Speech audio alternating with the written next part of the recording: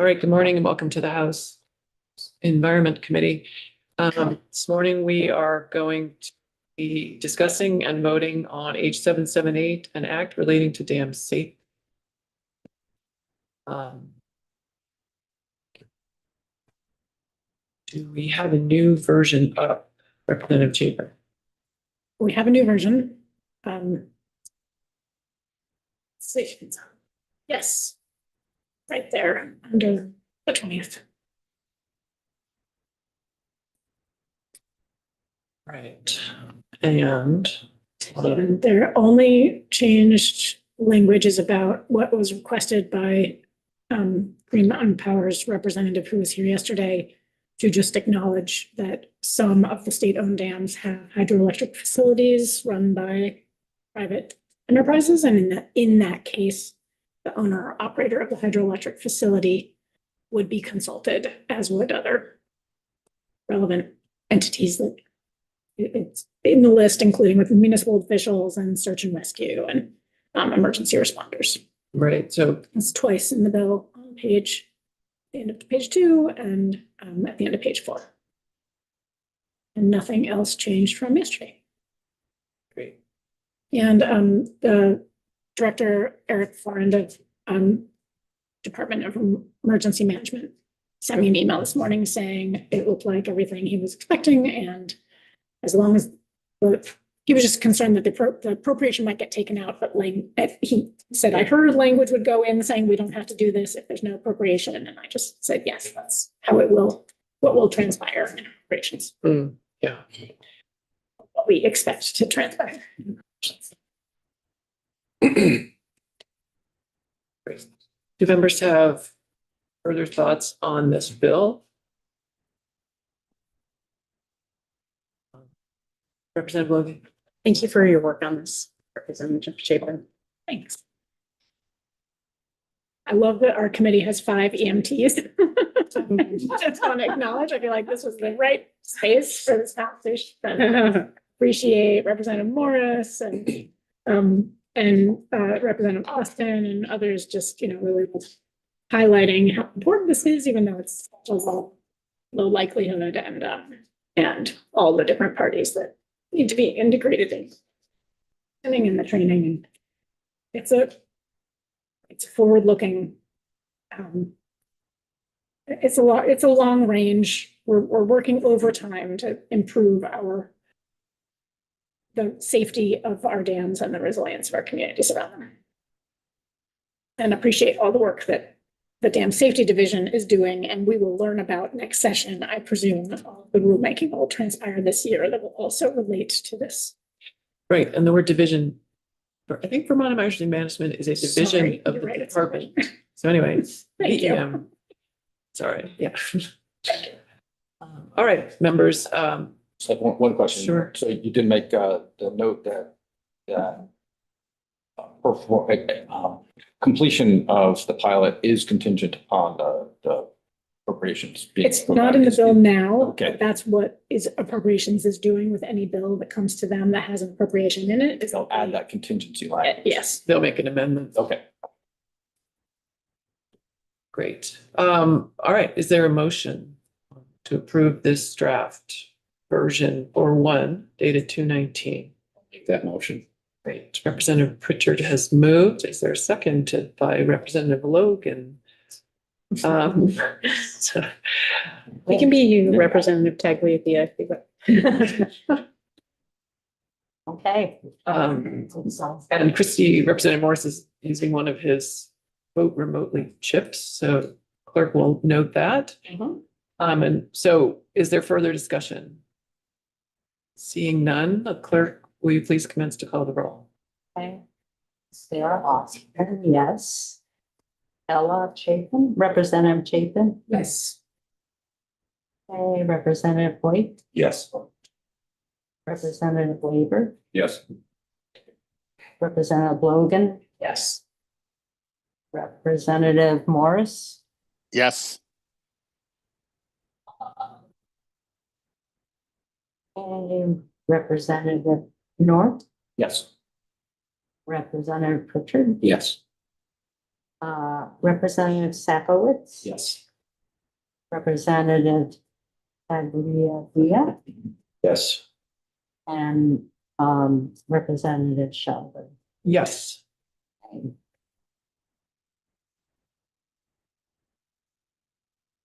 It's 11. Yes.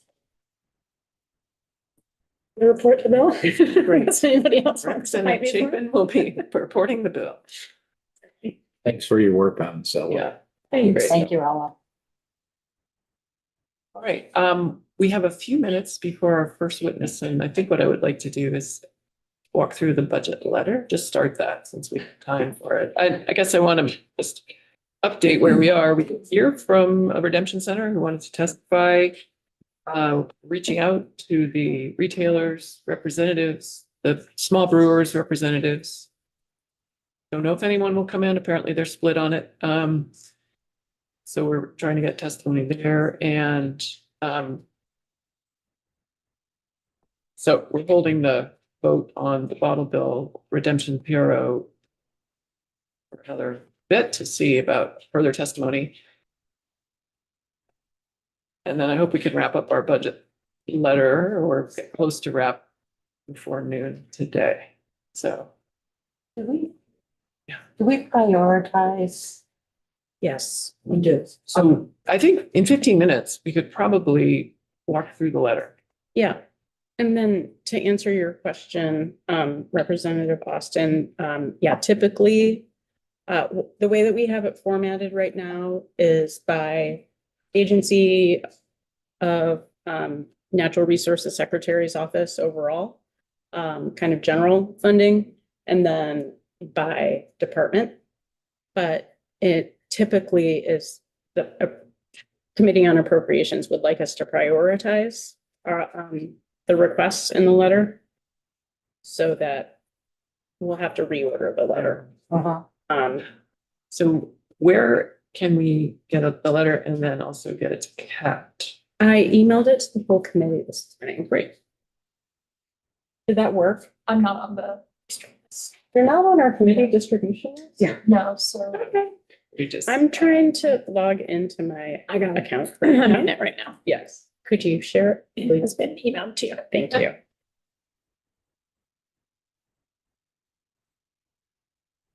I got a share invite, which may or may Yep. not work for me. Can we? It should work.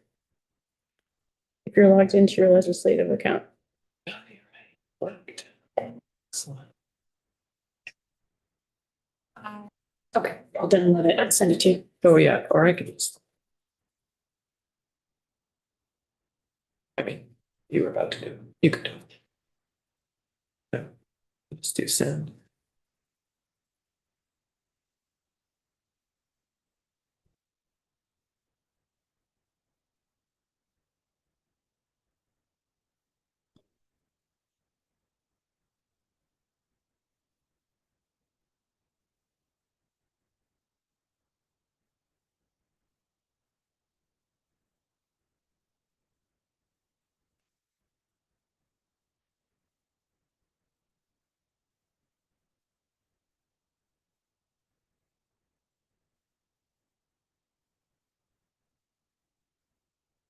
Get that?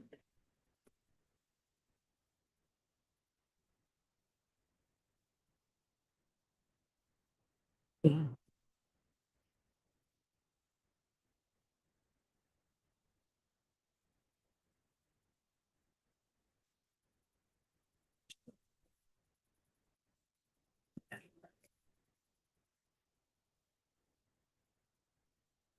I just got it, so I will post it. Should be up.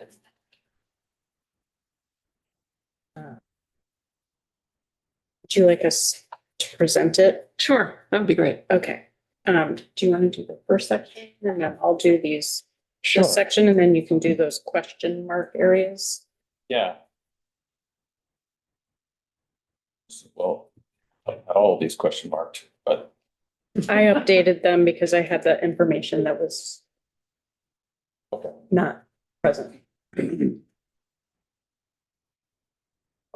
But the question marks were intended for, to indicate that we need to discuss those as a group. Oh, I thought the question.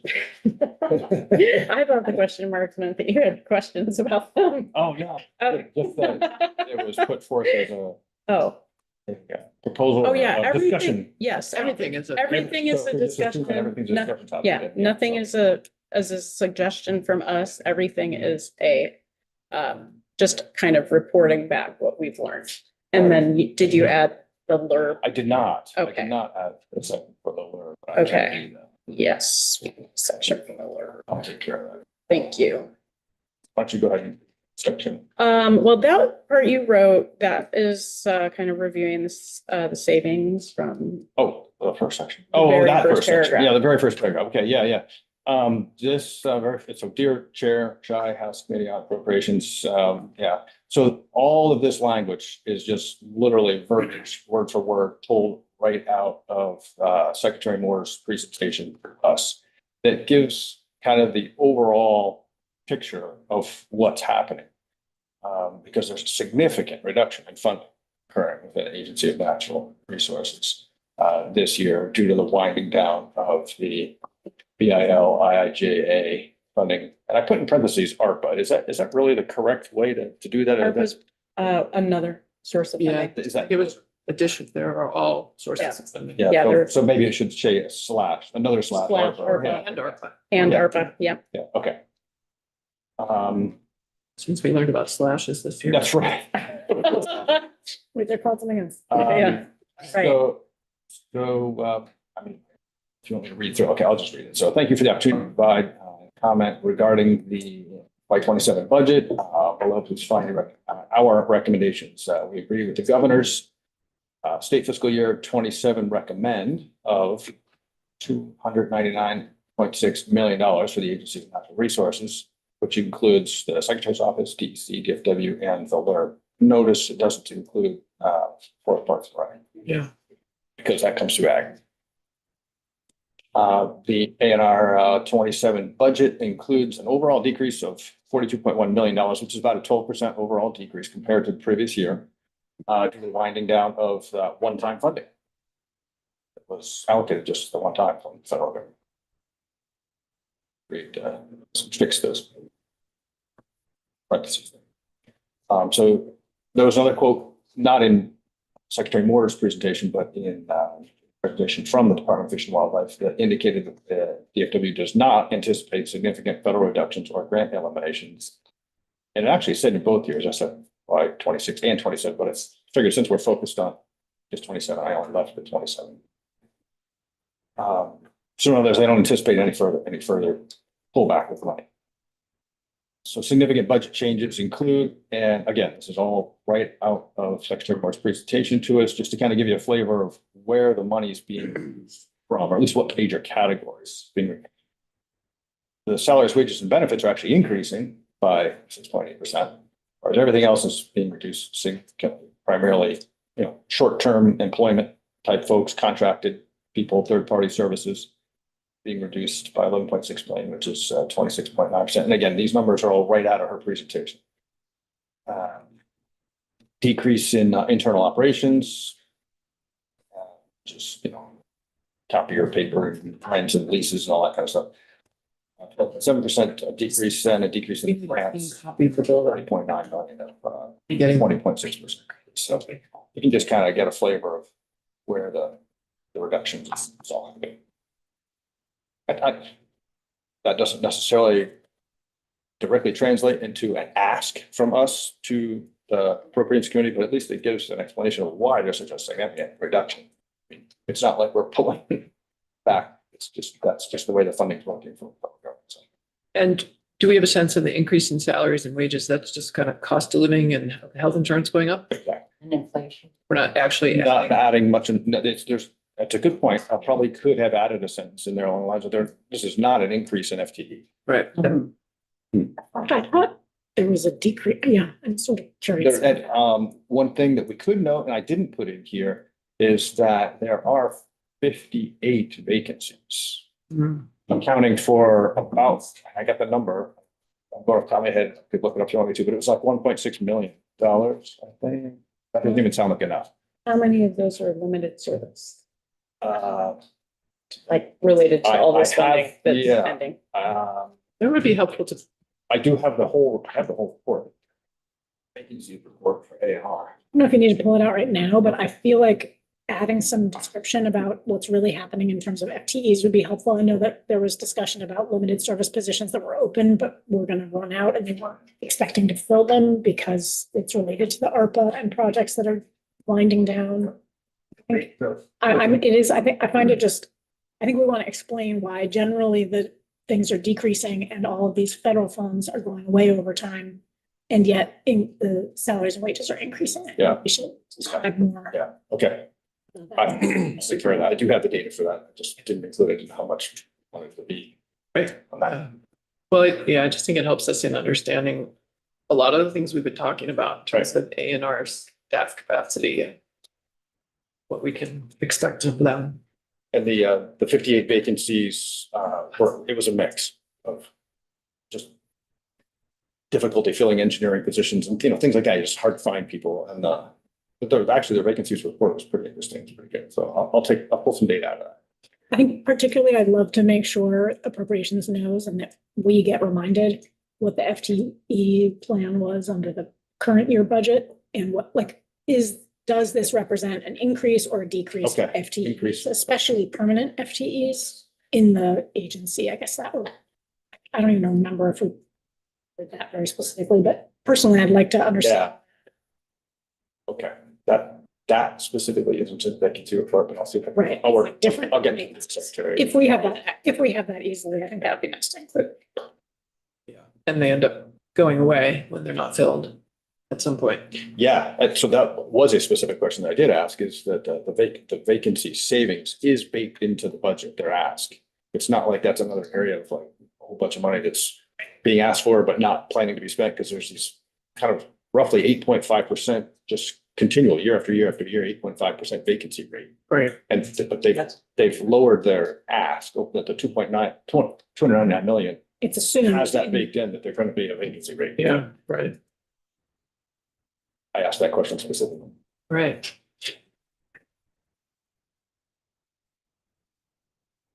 Kate? Are you? All right, yep. Okay. So for general funding for the Agency of Natural Resources, there is a request for the greenhouse gas reporting program.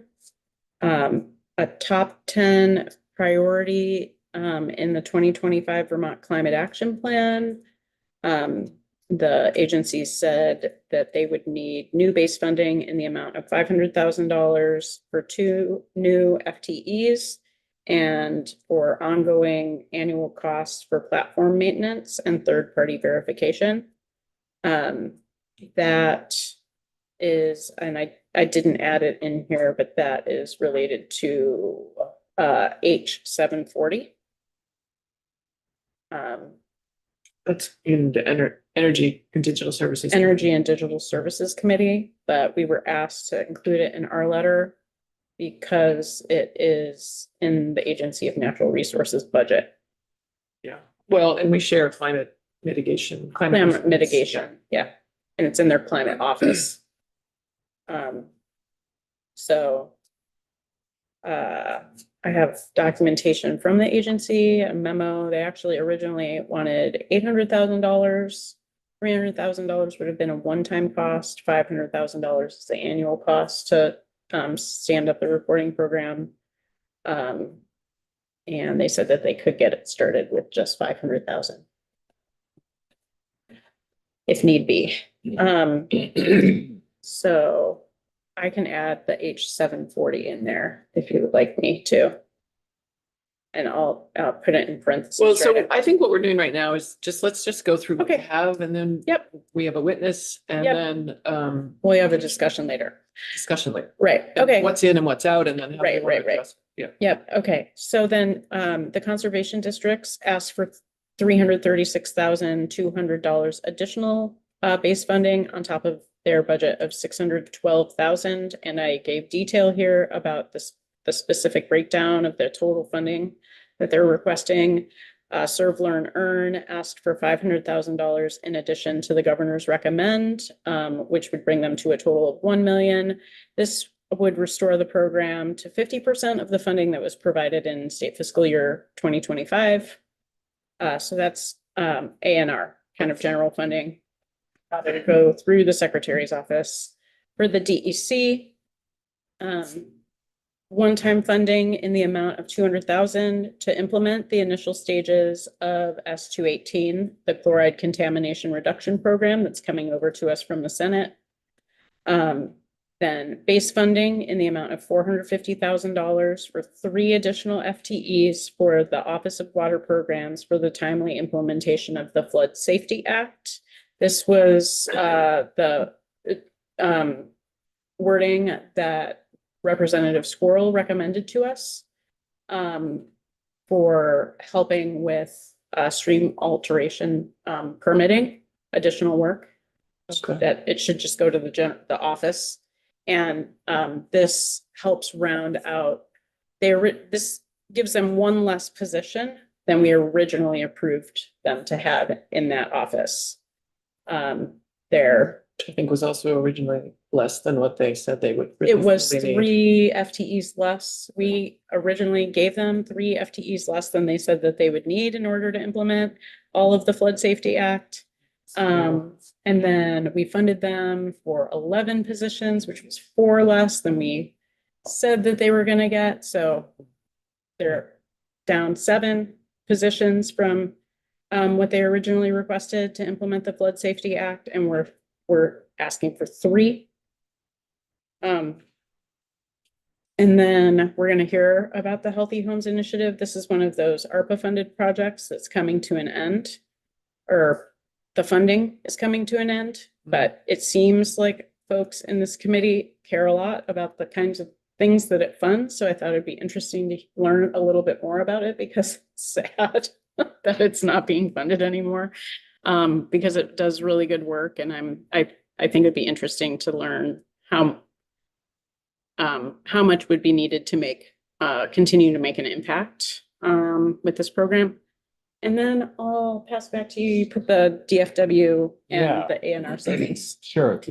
So the Department of Fish and Wildlife, as far as I could tell from their presentation, there were no additional asks other than this carry forward. And the way the carry forwards were worded, usually carry forward isn't an additional ask, but the way they were worded made it sound like it was an additional ask. So I didn't know if it needed to be included or not. Maybe it doesn't need to be included here. My understanding of that was that the carry forward was included in the budget, but Okay. that should be a simple thing to maybe. Especially the last one, just the way it's worded, to cover up word pressure resulting from, I don't know what this is, the RFR, class RFR for law enforcement, class refresher, I don't know what RFR stands for. Funds were appropriated. So we reclassified 2 of them in the Budget Adjustment Act. Remember that? It was, I remember this stuff, but that's what we did. The So one that hasn't passed yet, or last year? this year's, we were asked to they upgraded 2 people, 2 positions. I don't know if it was actual people or, but to a higher Is classification. that request for reclassification? Is that what that are? Funds to cover the reclass. Yeah. So is it additional funds or is it carryover? That's why I included it, because it was confusing. I think it's carryover, isn't it? Wasn't it because of Act 181? I thought this was law enforcement. That's not why. Yeah. 81. Yeah, it's just. This is for Oh, 2 wardens. 2 wardens got promoted, I think is what happened. Okay. And so we approved that in the budget adjustment. And so I think they are now adjusting, because we said yes in budget adjustment for last year. And now it's upcoming differential. That's my understanding. So is it an ask or is it a carry forward? I think carry forward is not an ask. Okay. I think it's money that they've already got, and but we should make sure. Yeah. Specifically on that last, one. the other 2 are carry forward. It's Yes. I'll step out. it's obligated already. Was she zooming? I just emailed Bridget. Understand what I can see. Okay. We'll keep talking. So Christy, you should know that your hand is quite large on the screen. That's better. Okay, so we. So I guess the action here, so it seems like the first two are clearly carry forward. Don't need to include them here, but the last one there's a question about. So, We should just verify with them on all three, okay, if they were Sure. already in the budget or not, and then Yeah. they're not to include them. Oh, yeah. all right, I will do it.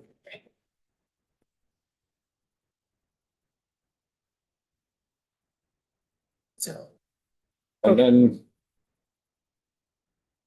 the last section here were things that that we had seen and heard testimony on that might offer some potential further savings if appropriations was looking for where money is sitting. When we heard from the DEC and on their ARAP program, they shared that there were $878,000 of unspent funds from the original $975,000 that was one time allocated. I think that was in Y 24 in the year 2023. And that in their 18-month pilot, they distributed a total of $5,000 to 3 Vermonters, and so hence a lot of that's still sitting there. So yeah, just thought that they should check into that. It didn't show up as a carryover anywhere. I guess that's what was surprised me. I feel like we might have a lot of questions for Trevor or for Representative Squirrel still. Right. also, we dug into that a little bit more, but we'll get to that in our discussion. Okay. So then your next one. And then the last one, same kind of thing, was it was a carryover unspent money. And maybe a possibility for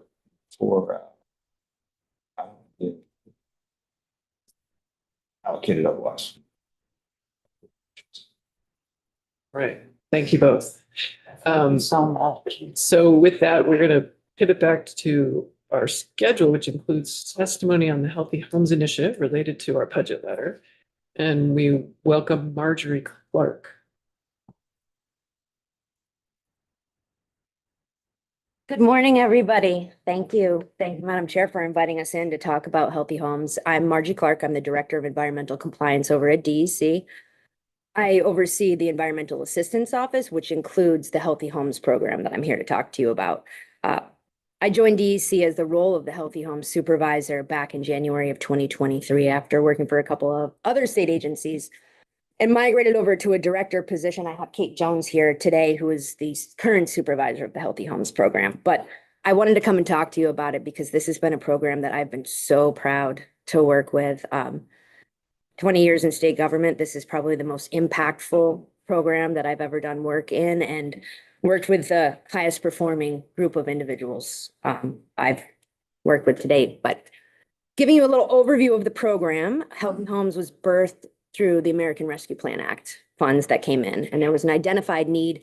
DEC programs were identifying that Vermonters were struggling with failed wastewater and drinking water systems, and they just didn't have the financial means to take any sort of corrective action or even knowledge of where to begin. So we first advertised the program in 2021, knew there was an issue, but didn't really fully grasp the gravity of the issue until we started receiving applications. And they came in over the thousands of people that were raising their hands saying that they needed help with this issue. So we comprise two programs. There's the on-site program, which helps individual homeowners replace failed or failing wastewater and drinking water systems.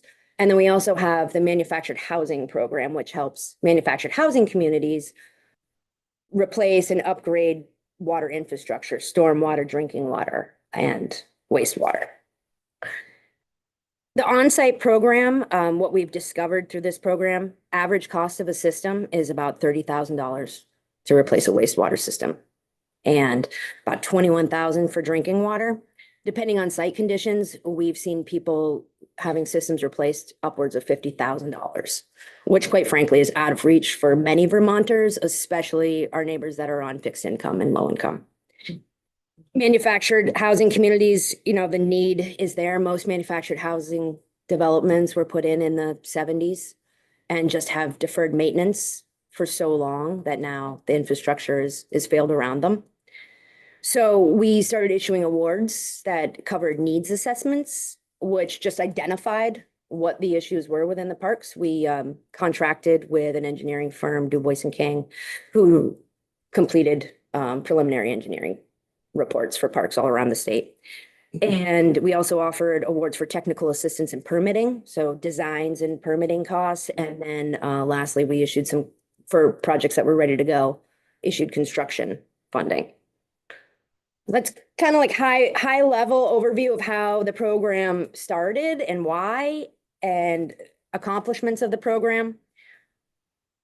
And this is where I can't brag enough about the people that I work with. In short years, we took a program that was in non-existence and issued 600 on-site awards in 543 systems that have been fixed in this short time. We've obligated $14.5 million of ARPA funds to this effort for on-site, and that equates to changing the lives of over 1,400 Vermonters. On-site program is in the process. We did receive a general fund appropriation of $4 million, and we've obligated $3.5 million of that to awards to 100 more households that we're in the process of issuing awards to now.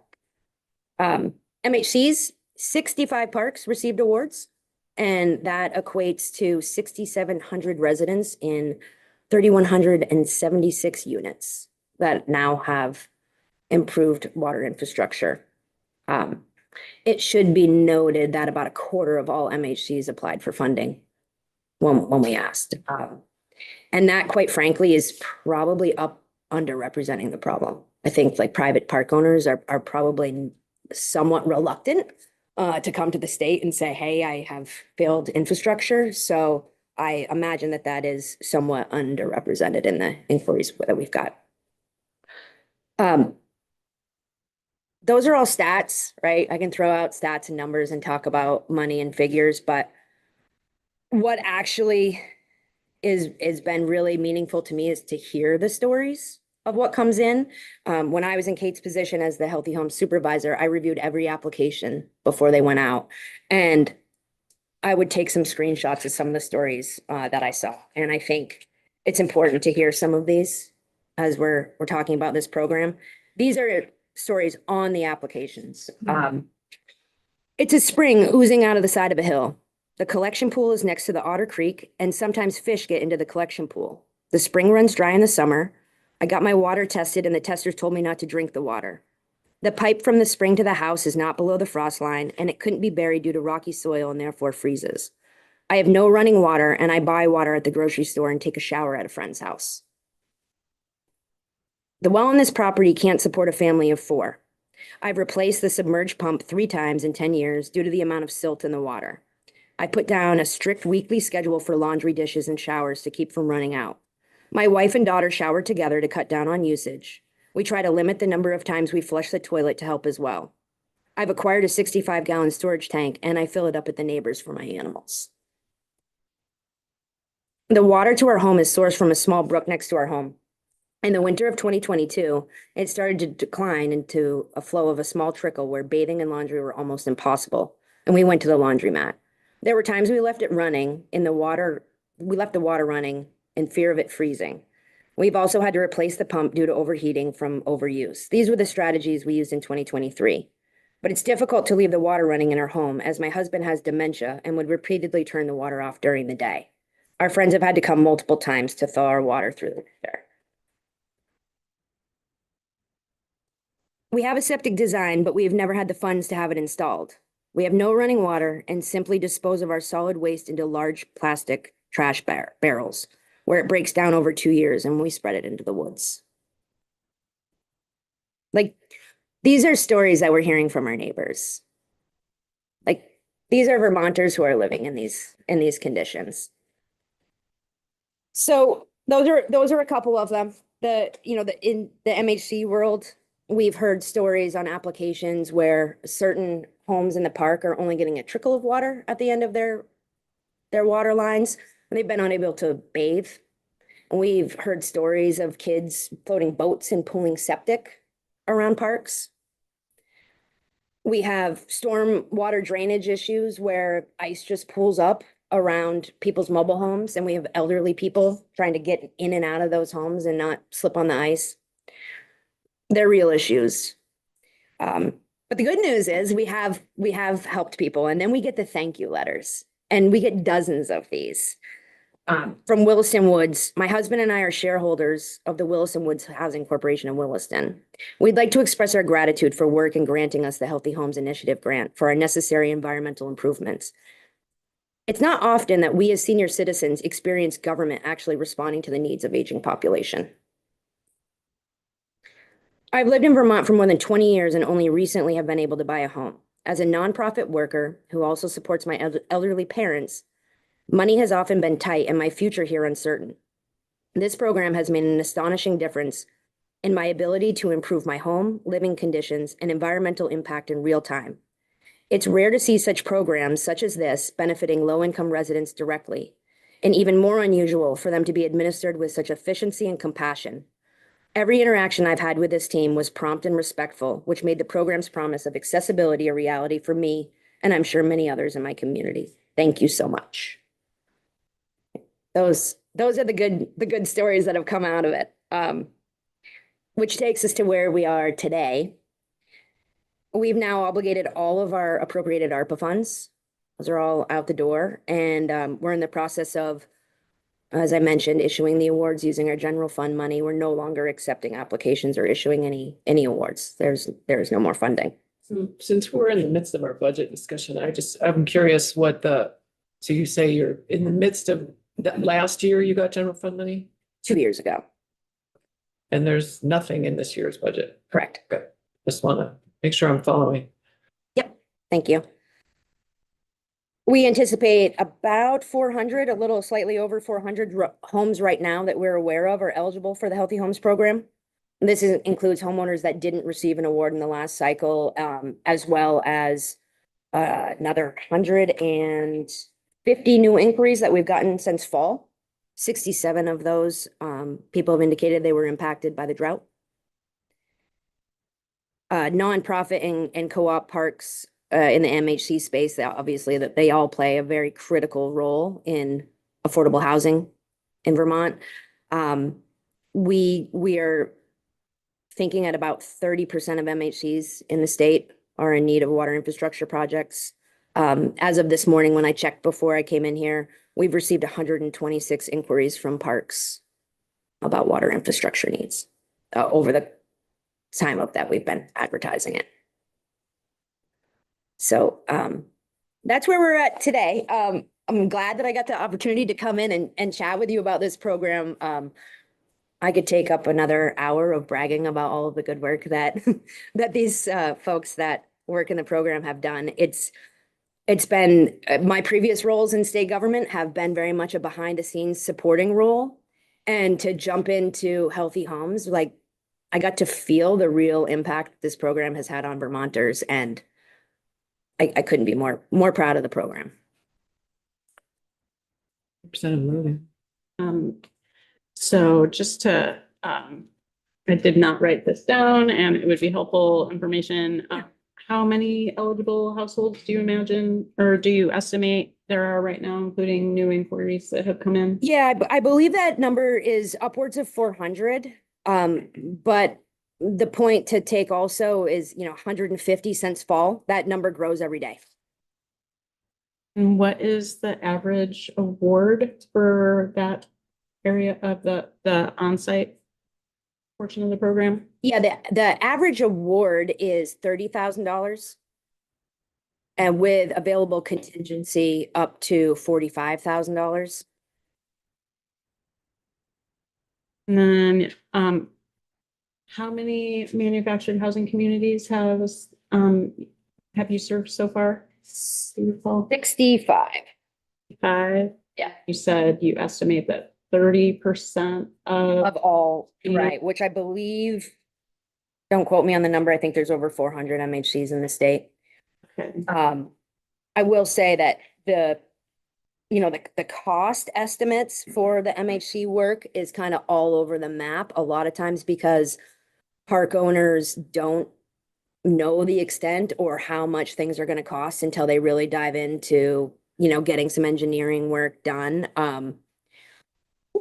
When we look at like what has been applied for funding, there is a disparity. Like Addison County is reported like $18 million worth of need. But I don't think that that's as opposed to some other counties that are, less than $1 million to $8 million. But I think that's actually reflective of the really strong nonprofits in Addison County that are able to help parks get those more realistic estimates in.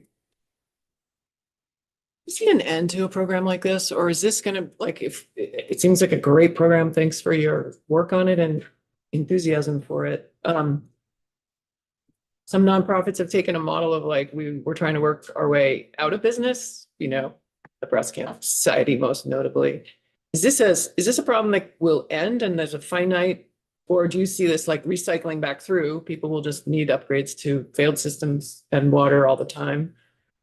Well, there's a life cycle, right? And so I think the reason why we're seeing so much failed infrastructure right now is because we had an influx of parks being built when transportation was being built in Vermont in the 70s and 80s. A lot of these parks were developed for transportation workers that came in, and then just have morphed into something else. And there's just been deferring maintenance, right? When there's choices being made about where to spend money, people don't always prioritize what they don't see, right? Like those are like, you don't see the problem till it's a problem. So I think that's why we see the influx of failed infrastructure in parks today.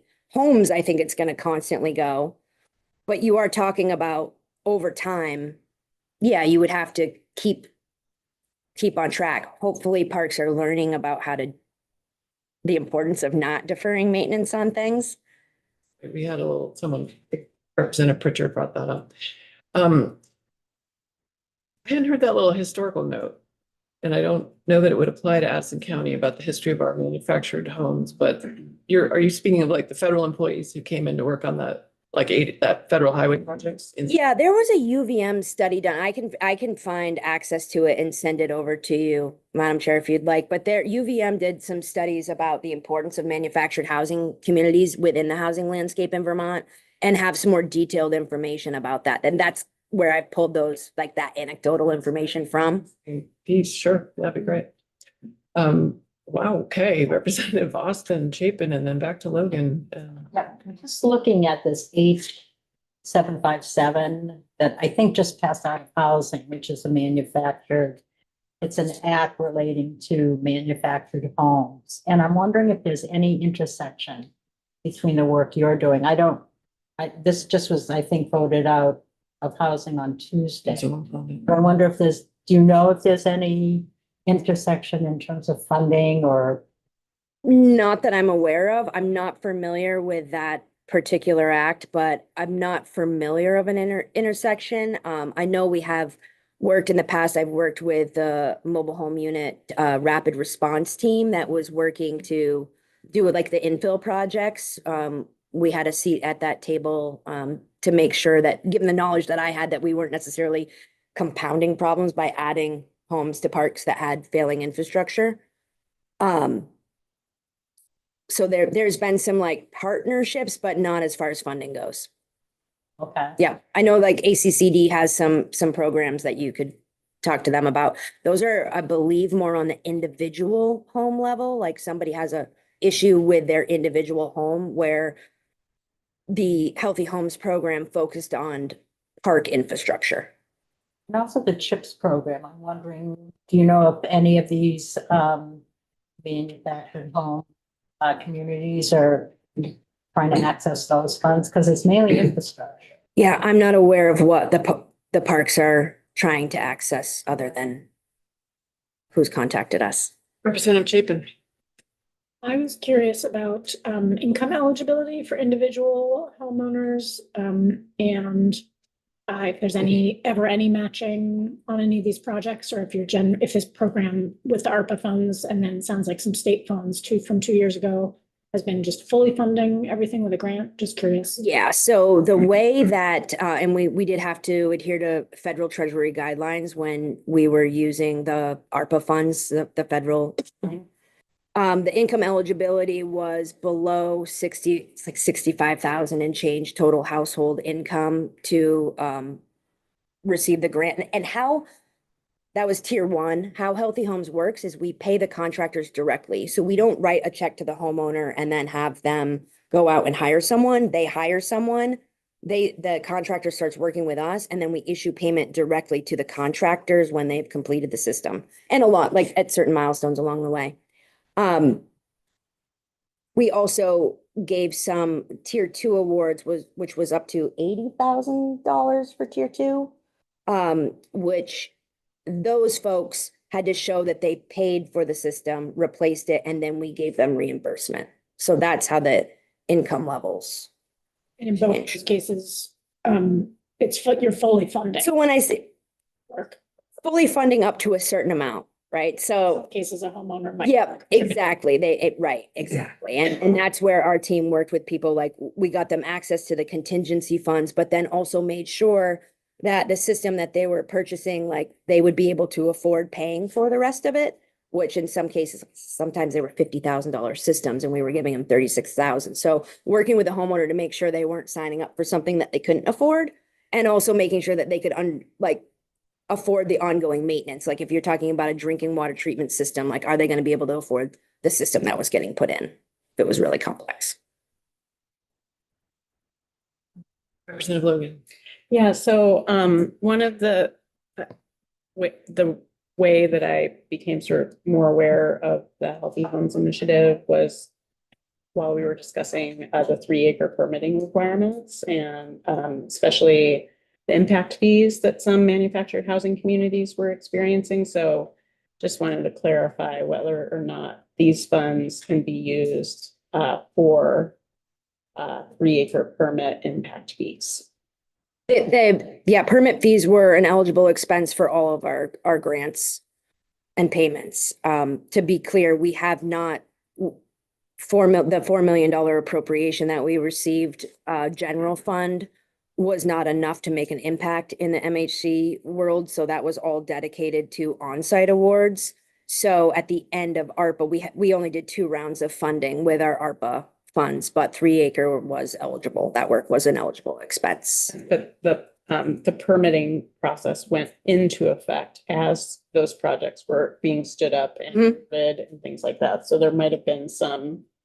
We did fund 3. Yeah, we did fund 3-acre with ARPA. Yeah. Great. Thank you. This is great. How many staff do you have working when it was sort of fully funded? What does it look? Yeah, fully funded looks like 2 people administering the on-site program, 2 people administering the MHC program, and then our lovely supervisor, Kate, supervising it all.